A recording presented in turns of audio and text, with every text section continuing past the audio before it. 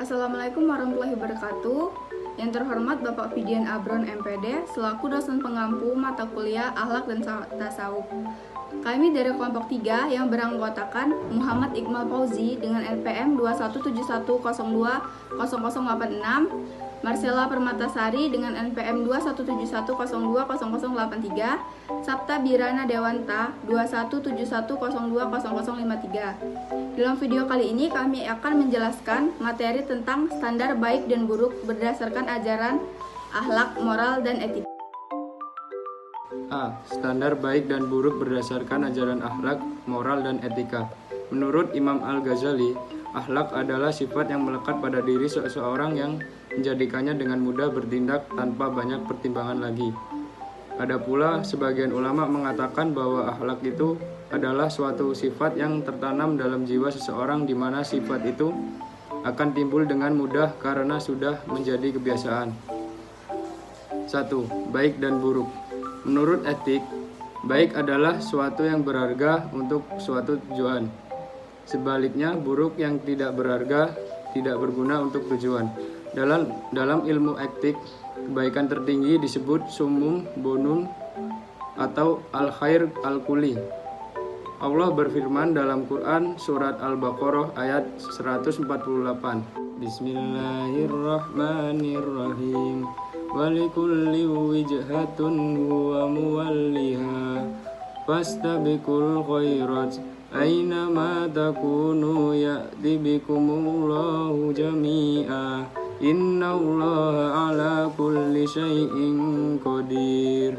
Shadaqallahul azim, yang artinya dan setiap umat mempunyai kiblat yang dia menghadap kepadanya, maka berlomba-lombalah kamu dalam kebaikan. Di mana saja kamu berada, pasti Allah akan mengumpulkan kamu semuanya.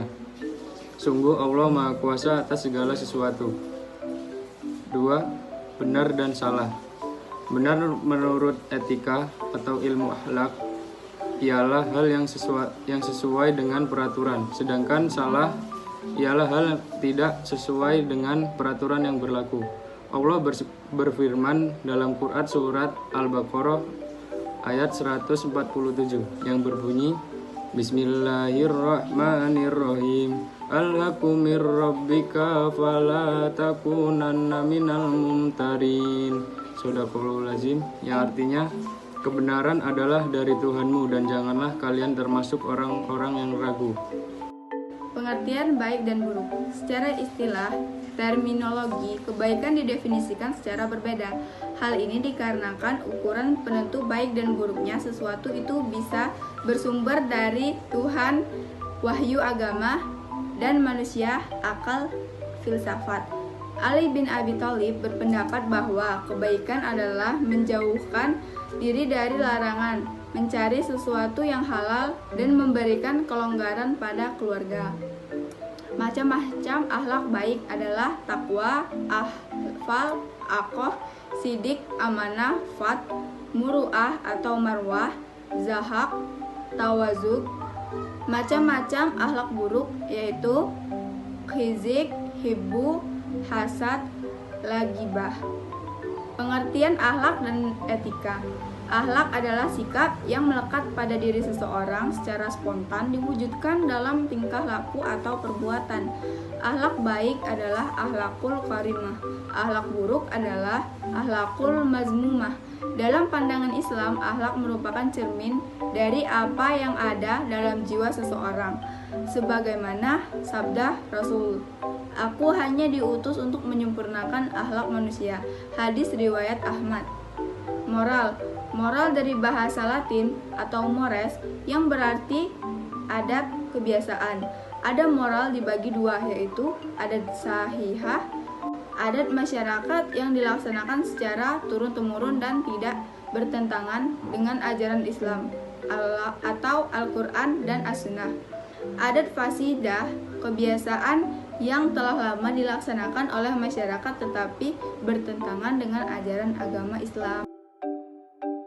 Etika atau etos, adat kebiasaan. Konsep etika berasal dari pandangan tentang tingkah laku manusia dalam perspektif sifat atau tingkah laku manusia yang ditransmisikan dari hasil pola pikir manusia. Jika diuraikan, ada 5 contoh. 1. Pandangan benar dan salah menurut ukuran rasio. 2. Moralitas suatu tindakan yang didasarkan pada ide-ide filsafat. 3. Kebenaran yang sifatnya universal dan eternal.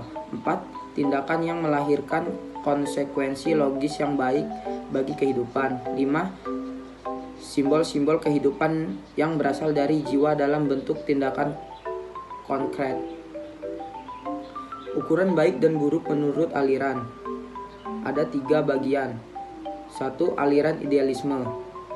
Aliran idealisme adalah kebenaran yang hakiki tidak dapat dilihat melalui panca indera semesta. Untuk mengetahui sesuatu itu baik atau buruk, maka dapat diukur dengan cita. Kedua, aliran naturalisme. Aliran naturalisme untuk menilai sesuatu yang baik dan buruk dapat dipengaruhi oleh pembawaan manusia sejak lahir dan ditentukan oleh kebutuhan dan kondisi wilayah yang ditempati oleh manusia. Ketiga, aliran hedonisme. Aliran hedonisme merupakan aliran sifat tua yang berakar dari pemikiran filsafat Yunani. Aliran ini menitik beratkan bahwa kebahagiaan itu terletak pada kepuasan biologis. Aliran teologi dalam Islam dibagi menjadi 5. 1. Aliran Jabariyah, sifatnya memaksa. Untuk menilai sesuatu itu baik ataupun buruk, hanya agamalah yang bisa menentukannya. Aliran Qadariyah, penilaian terhadap suatu itu bukan hanya ditentukan oleh agama, melainkan ditentukan oleh manusia itu sendiri. 3. Aliran Mu'tazilah, selalu berorientasi pada akalnya dan kemudian mencari dalil yang mendukungnya, sering disebut sebagai aliran rasionalisme. 4. Aliran Ahlus Sunnah wal Jamaah, banyak menggunakan sunnah Nabi dalam menentukannya sesuatu dan lebih mendukungnya dalil baru kemudian akal yang menjelaskannya. 4. Aliran Tasawuf, nilai baik dan buruk suatu bisa dilihat dari perasaan bahagia atau dikenal dengan istilah zuhud, yaitu suatu sikap yang mengenal kesenangan dunia dan bersifat material. Kesimpulan, dapat kita ketahui bahwa akhlak, etika, dan moral adalah suatu yang diperhatikan dalam kehidupan. Ketika berbagai seorang manusia harus memiliki sifat baik dan menjauhkan sifat yang buruk. Pepatah mengatakan, aku lebih menghargai orang yang beradab daripada orang yang berilmu. Setan lebih tinggi ilmunya daripada manusia. Disinilah kita harus memahami dan mengenal adab-adab yang baik dan benar. Cukup sekian video dari kami tentang materi standar baik dan buruk berdasarkan ajaran akhlak, moral, dan etika. Mohon maaf jika ada kekurangan atau salah kata. Saya akhiri. Wassalamualaikum warahmatullahi wabarakatuh. Terima kasih.